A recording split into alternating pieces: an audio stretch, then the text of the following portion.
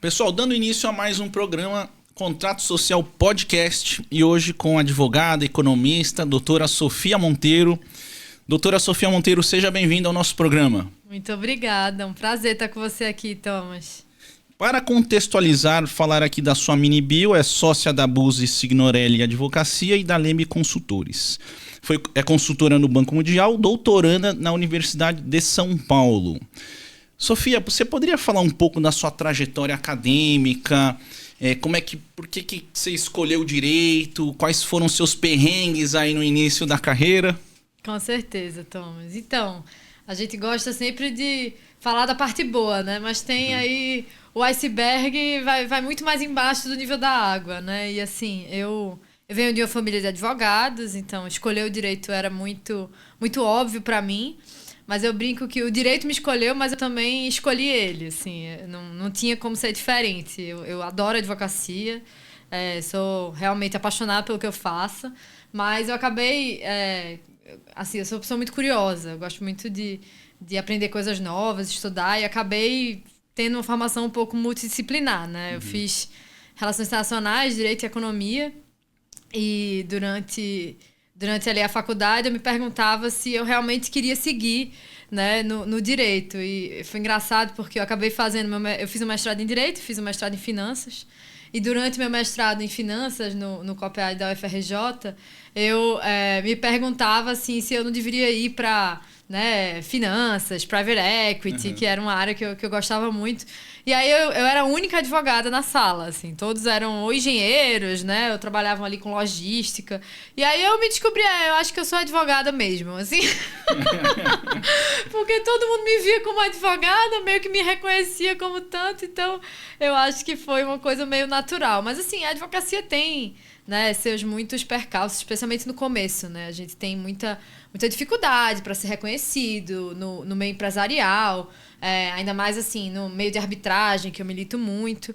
E não foi fácil, assim. Eu acho que é uma profissão que você precisa persistir muito, né? Ter muita resiliência e ser muito corajoso. Você não pode desanimar em meio aos tantos nãos que você recebe, né? E os nãos são também muito importantes, porque eles te ensinam a não desistir. Então, eu diria... E Sofia, eu te conheci na AmCham, né? Num evento de arbitragem, era um MULT que estava acontecendo. E conta um pouco dessa formação do MULT para você. Como é que foi essa experiência de ser árbitra? Como é que foi a experiência de participar? Como é que isso forma os novos operadores do direito para a arbitragem internacional? Perfeito. Eu brinco que eu aprendi arbitragem antes de processo civil, porque eu conheci a arbitragem no curso de Relações Internacionais, arbitragem internacional. E eu me apaixonei. Assim, quando eu fui aprender processo civil, eu disse, meu Deus, a arbitragem é muito mais simples. Como economista, eu acho a arbitragem muito mais eficiente. Então, assim, eu comecei nos multis muito cedo. Eu já ainda estava no segundo semestre do curso. E me apaixonei, assim, para mim o multi me ajudou na minha formação como advogada, como profissional, pelo networking, né, pela forma de você aprender a estudar um caso, né, a explorar ali os detalhes daquele caso. E eu me lembro que na minha primeira audiência arbitral, que eu nunca vou esquecer porque foi muito marcante para mim como advogada, né, fazer uma sustentação oral, era uma arbitragem grande, um tribunal arbitral muito qualificado. E uma árbitra muito famosa, muito conhecida e que eu admiro muito, que é a Selma Lemes, veio falar comigo que achou minha oratória muito boa e se eu tinha participado de MUT. Ah, é? Então, eu falei que sim, que o MUT tinha sido muito importante realmente para aprender ali o modus operandi, né, de expor os fatos dentro de uma arbitragem. Então, assim, para mim, ter participado de vários MUTs, tanto em arbitragem de investimento quanto em arbitragem comercial, foi super relevante. Hoje eu vejo, assim, tanto como árbitra como advogada, o quanto isso me ajudou. Sofia, conte um pouquinho para os nossos telespectadores essa formação internacional, ou seja, esses estágios, essas viagens internacionais que você participa de eventos grandes. Como é que isso te impacta no seu dia a dia, na operação no seu trabalho da advocacia? Olha, Thomas, eu acho assim, eu sou apaixonada eu fiz RI, né, não por acaso, né? Eu gosto muito da comunidade internacional, né, da cooperação internacional. Eu acho que ela contribui muito para o desenvolvimento do ordenamento jurídico, tá? É muito importante a gente olhar para os lados, né? Entender o que é que deu certo, o que é que não deu certo em outras jurisdições e importar com precaução, claro, dado ali as características do nosso ordenamento. Então, assim, os meus cursos, minhas andanças me deixaram muitos amigos, né, ao redor do mundo e auxiliam muito na minha advocacia, porque vez ou outra a gente precisa consultar, né, um colega de outro país. Tenho alguns casos hoje que tem interlocução com outras jurisdições. A gente tem trabalhado muito litígios cross-border litigation, né, que você tira aqui da jurisdição brasileira, a gente litiga nos Estados Unidos. E também, assim, a minha formação no LLM me auxiliou muito com isso, né, porque acho muito importante, para além do ordenamento jurídico brasileiro, você ter uma dupla formação em outro ordenamento para que você possa ter essa capacidade comparativa e que traz um aprimoramento para o sistema, né? Assim, aprendi muito com o ordenamento de common law, como que o Brasil, e eu acredito muito que o mundo ele converge para um sistema híbrido, né? Os países de civil law têm se tornado cada vez mais common law, no sentido da força dos precedentes. A gente vê isso com muita clareza no Brasil. Assim como, né, os países tradicionalmente de common law, como Estados Unidos e Inglaterra, têm cada vez mais adotado ali os statutes, né, para alguns temas, como, por exemplo, regulação do mercado de capitais nos Estados Unidos. Então, eu acho que é muito relevante esse tipo de exposição internacional do advogado e que é um processo. Você não vai colher no primeiro ano, né? Esses eventos, esses cursos, tudo é uma construção. Eu sempre brinco que quando eu falo para minha avó, avó, aqui um artigo que eu escrevi, tá, ela sempre fala, aqui é mais um tijolinho, né? Então, é uma construção, e é uma construção que não para, né? O advogado, você sabe, nunca para de estudar e nunca para de se aprimorar. E Sofia, conta um pouquinho pra gente como é que foi a sua vida acadêmica, fazendo LLM, como é que foi a vida lá, vendo uma cultura diferente, vendo uma legislação que nem você está dizendo, a gente aqui é do civil law. Como é que foi ver o common law e você aplicar o common law no seu trabalho acadêmico? Como é que é essa diferença das legislações do Brasil e com o mundo? Então, o meu LLM eu fiz na Universidade de Georgetown, em Washington. Eu estava fazendo, enquanto eu estava fazendo doutorado sanduíche na George Washington University. Então, foi um período de muito trabalho. Assim, tem muita gente que brinca, LLM é férias, né? Vou tirar um ano sabático. O meu não foi muito assim, não. Eu estava trabalhando, estava com o escritório já. E estudei bastante e tirei o máximo da minha experiência. Assim, durante o LLM eu tive a oportunidade de trabalhar no FMI e legal. Depois fazer a consultoria no Banco Mundial, que eu ainda estou. Então, assim, eu acho que o LLM ele abre muitas portas. E é isso que eu falei, assim, de estudar outra jurisdição, hoje eu consigo ter uma visão muito mais ampla do sistema brasileiro. Assim, quando eu trabalhei no Supremo, a gente brincava que em controle concentrado e constitucionalidade não tem como você trazer muita jurisprudência porque você está na Corte Suprema. Sim. Então, assim, você não se pauta tanto para... A jurisprudência é na Corte mesmo, né? Então, a gente olha muito para o direito comparado, né? A gente tenta trazer boas práticas e ideias de outras jurisdições. Então, ter estudado, ter me aprofundado na jurisdição americana me trouxe esse aspecto. E, assim, Georgetown, em particular, ele tem um esteio muito de direito internacional. Então, a minha especialização lá foi em arbitragem internacional. E, assim, foi incrível para mim, porque eu tive aula com professores, assim, muito, muito renomados. A Anne-Marie Weitzel, que foi secretária-geral da ICC, assim, é uma monstra em arbitragem. Foi muito bacana. Sofia, como é que foi a sua atuação no STF, no Supremo Tribunal Federal, e no CAD, né? Como é que isso te proporcionou uma visão privilegiada sobre o funcionamento dessas instituições e o que te mais surpreendeu nesse seu trabalho? Olha, primeiro que foi super inesperado para mim e para o serviço público, porque, como te falei, eu tenho esse DNA da advocacia, mas, ao mesmo tempo... quem é da academia, né, sempre gosta de ter uma contribuição, né, de dar uma contribuição de volta para o país, ainda mais a gente que estuda em escola pública, né, em faculdade pública, quer retornar, né, para o país esse investimento que ele faz na gente. Então, foi muito bacana. Eu passei 3 anos no total no CAD, assumi diversos cargos dentro da instituição, tanto na superintendência geral quanto no conselho. E para mim, assim, como advogada economista, o CAD é um paraíso, né?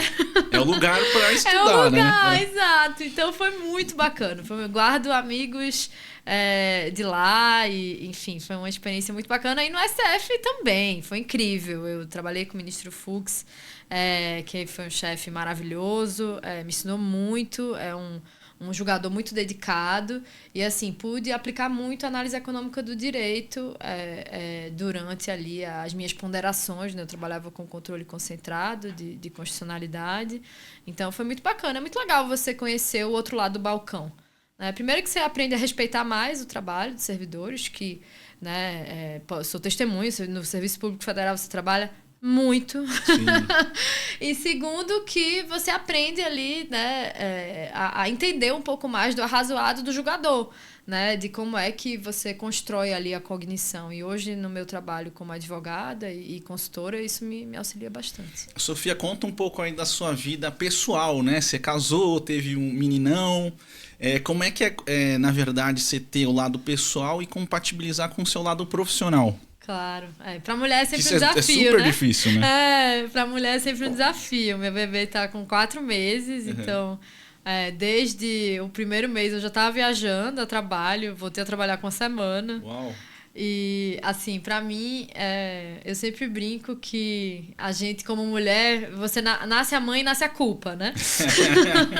Mas eu gosto sempre de pensar que eu tô dando um exemplo pro meu filho, né? Então, você trabalhar com o que você ama, você ser apaixonado pela sua profissão, poder ali tomar as dores do seu cliente, fazer de tudo para resolver aquele problema, que é, no fundo, o trabalho do advogado, me completa muito e assim, realmente me faz entender o propósito da minha profissão. E eu quero passar muito isso pro meu filho. Então, eu tenho um casamento, graças a Deus, maravilhoso. Meu marido é um grande companheiro. A gente se conheceu no mestrado. Ele é meu colega de mestrado. Uau. Então... E aí ele veio pro Brasil. E ele é brasileiro? Ele é brasileiro.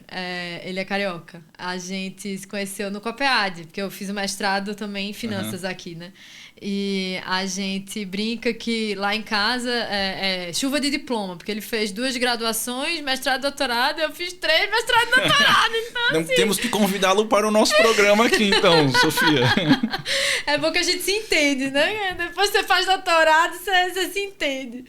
Enfim, então é um desafio, mas é um desafio gostoso. Graças a Deus, tudo é o equilíbrio dos pratinhos, né? E até agora nenhum caiu, não. Estamos tentando. Às vezes cai um pouquinho assim, mas levanta de volta e é isso aí.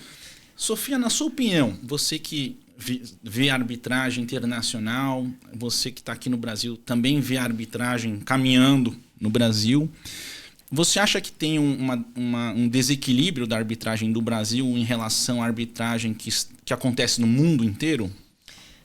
Thomas, eu tive muito essa conversa lá em Georgetown, porque o Brasil hoje ele é tido como um dos hubs de arbitragem, né? Assim, tanto é que a ICC tem um escritório em São Paulo que bomba, né?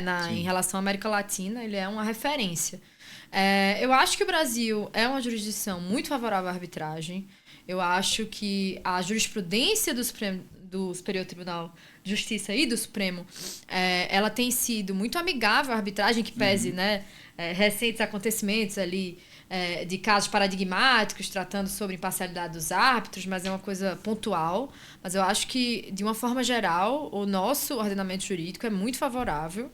A jurisprudência é boa e, assim, tem tudo para crescer cada vez mais, porque é um judiciário abarrotado, a gente tem o princípio de acesso à justiça exacerbado, né, os custos muito baixos e você não... litigar, né, também você precisa ter em conta não só o custo, mas o custo do tempo, né? Então, como o litígio no Brasil demora bastante, em comparação principalmente com países de common law, por exemplo, a arbitragem é uma solução incrível. Não acho que seja para todo e qualquer conflito. Acho que existem determinados conflitos que são, né, mais próprios a serem resolvidos pela arbitragem. Mas eu acredito muito na arbitragem no Brasil e eu acho que o mundo olha para o Brasil com bons olhos em relação à arbitragem. A gente está muito bem na fita. Sofia, a gente tem um bloco aqui especial que você pode indicar um livro, um filme, um documentário para os nossos telespectadores. E aí você pode falar isso no nosso segundo bloco. E aqui nesse primeiro bloco eu vou pedir para que solte a vinheta.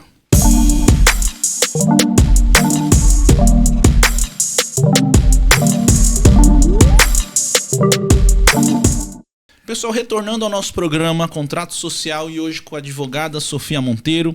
Sofia, você tem algum livro para indicar para os nossos telespectadores? Temos telespectadores que são jovens advogados, empresários, um livro que dê um interesse para eles em algum tema específico na área do direito ou qualquer coisa que você queira discutir. Olha, é difícil indicar um livro, eu vou indicar 3, tá? O primeiro, Pensando em Jovens, é um livro que marcou muito a minha vida, que chama Dos 20 aos 30. Ele fala sobre a importância das decisões que você toma nessa década decisiva da sua vida. E eu li com 19, então Uau. Foi muito relevante para mim. Eu sempre indico esse livro. É uma psicóloga norte-americana que ela só atendia jovens, assim. Ela fala um pouco ali dos casos que ela estuda. O segundo livro que eu queria indicar é Como os Advogados Salvaram o Mundo. Eu amo esse livro. Meu marido, que é engenheiro, diz: isso é um absurdo, você... Mas eu sempre indico porque ele mostra a importância da advocacia, né? Para o desenvolvimento econômico do país e o tá desenvolvimento em todos social. Os lugares, né, o advogado? É isso, o advogado está em todos os lugares. E se você sabe reconhecer, assim, o poder do direito, né, e da justiça no desenvolvimento econômico, isso é muito relevante. E o terceiro, né, como economista, um livro histórico e bacana que eu gosto muito é Keynes versus Hayek, né, que é a discussão ali entre heterodoxia, né, e liberalismo econômico, que traz ali umas verdades que eu acho que muita gente precisa saber para Keynes não ficar se revirando no túmulo, né, é bem interessante que ele mostra ali como que o próprio Hayek foi aluno do Keynes e o que é que ele aprendia, o que eles aprendiam um com o outro. Foi um livro muito, muito interessante que eu li. Assim. Não tem o mesmo perfil dos outros dois, mas é um livro que informa bastante, né? Eu acho que as pessoas precisam se informar, as pessoas precisam ler. A verdade é essa, né? Cada vez mais. Sofia, hoje a gente vê uma transformação social em virtude dessa sociedade digital, né? E eu queria saber como é que você vê essa transformação digital no setor jurídico. A gente tem discussões sobre inteligência artificial no Brasil, nos Estados Unidos, na União Europeia. Na China também tem uma legislação sobre a questão da proteção de dados. Como é que você vê essa transformação agora para os advogados que operam no Brasil? Olha, Thomas, eu acho que, em primeiro lugar, o advogado não vai ser substituído. Tá? Na verdade, depende do advogado, né? Eu acho que o advogado que não se especializa, que não busca fazer networking, que não busca resolver problemas, esse sim vai ser substituído, né? A inteligência artificial, cada vez mais, ela é utilizada no nosso dia a dia. Eu tive a oportunidade de utilizá-la quando eu trabalhava no Supremo, né? E o ministro Barroso está incentivando isso cada vez mais, porque atividades mecânicas, né, a gente tem que parar de fazer, a gente tem que permitir que a máquina tome esse espaço. Agora, de novo, a intervenção humana ela é importantíssima, mas uma intervenção humana qualificada. Então, eu acho que o uso, né, de inteligência artificial ele torna o direito mais qualificado, né? Ele aumenta a barra, né? Ele sobe a barra, e eu acho que é muito relevante para a nossa profissão no Brasil, que é um país que tem uma quantidade de advogados absurda. Então, eu acho que isso acaba purificando o mercado, digamos assim, né? Tornando os advogados mais qualificados e obrigando-os a realmente se diferenciar e não ser, né, uma commodity, né? Sim. E aí você, na sua opinião, Sofia, hoje tem o DeepSeek, ChatGPT, tem o programa Adapta One. Você acha que os advogados vão ter que se capacitar todos os momentos agora? Porque tanta mudança, né? Vem um aplicativo, daqui a pouco descobrem outro algoritmo. Quer dizer, eu acho que além de estudar o direito, o advogado vai ter que também estudar as novas tecnologias. Você concorda com essa... Então, eu acho que sim, a gente não pode parar no tempo, né? O advogado ele não pode ser resistente às mudanças. Tipo, um advogado que não entende de processo eletrônico hoje já era. Ele não tem fora, como né? litigar. Mas, ao mesmo tempo, você também não pode criar uma ansiedade que tudo que está lançando você tem que aprender para ontem e deixar o direito de lado, né? Assim, o advogado... Eu sempre brinco quando os estudantes... Eu sou professora na graduação e quando os estudantes me perguntam assim, você me recomenda que foque em uma área ou que... Eu sempre digo, cara, você precisa primeiro ser clínico geral. Você tem que aprender o direito de forma transversal para que você não fique com lacunas, porque o cliente não vai chegar para você, você poderia me dar uma opinião sobre o artigo tal do código tal. Ele não vai dizer isso, ele vai trazer um problema e você vai ter que pegar aquele problema e colocar numa caixinha ali do direito que você aprendeu. Então, você precisa ter uma visão geral boa do direito, né? E conseguir ter essa capacidade de sintetizar e também utilizar das ferramentas para te ajudar no teu dia a dia. Agora, também não adianta você virar um expert tecnológico e deixar o feijão com arroz de lado, direito, digamos assim. Né? Exato. Sofia, nos últimos anos, temos visto mais mulheres ocupando cargos de liderança no direito e na economia. Você sentiu desafios específicos ao longo da sua trajetória? Muitos, ainda sinto, né? Eu acho que, como mulher, a gente teve, inclusive essa semana, 2 posses super importantes. Uma da primeira presidente mulher da OAB de Pernambuco, que foi a Ingrid, uma amiga querida, e também da primeira presidente do Supremo Tribunal Militar, né? Do STM, Elizabeth. Ambas, assim, foram muito importantes para essa consolidação da mulher no direito. E na economia, então, nem se fala, né? Eu acho que toda ciência exata ela tem um estigma em relação ao ingresso, né, feminino. São carreiras que tradicionalmente eram mais ocupadas por homens. A minha faculdade de economia tinha pouquíssimas mulheres, o meu mestrado de finanças tinha pouquíssimas mulheres. E foi um desafio, né, para mim, assim, estar nesse meio, até porque como advogada você já tem o estigma de não gostar de número, né? Mas eu acho que, assim, a forma da gente se colocar nesse mercado ir ocupando os espaços, né, e mostrando que a gente tem a mesma condição de que os homens de ascender na carreira. E, assim, eu vivi a maternidade muito recentemente e é um desafio para a mulher conciliar, né? Assim, o seu cérebro muda, né? Existem estudos que comprovam que o cérebro da mulher se adapta a essa maternidade. O homem também, mas não na mesma proporção. Então, eu acho que é desafiador, mas que, assim, a gente tá conseguindo quebrar barreiras e vai conseguir cada vez mais. Sofia, você foi Fulbright Scholar na George Washington University, né? Georgetown Law School, uma bolsa bastante concorrida. Como foi o processo de seleção e qual foi o impacto dessa experiência na sua carreira? Olha, o processo de seleção da Fulbright, ele é bem desafiador, né? A Fulbright, ela escolhe ali todo ano no Brasil alguns pesquisadores de doutorado para bancar esse doutorado sanduíche, que foi o programa que eu fiz. Ela tem outros programas também, mas é uma das bolsas mais concorridas do mundo. Foi um processo difícil. A minha pesquisa de doutorado, ela tem um esteio muito multidisciplinar, e eu acho que isso auxiliou, porque no direito você tem pouquíssimas pessoas, né, que são escolhidas ali dentro desse grupo de pesquisadores, né, de doutorado que vão fazer esse programa sanduíche. Inclusive a ministra Eliana Calmon foi Fulbright.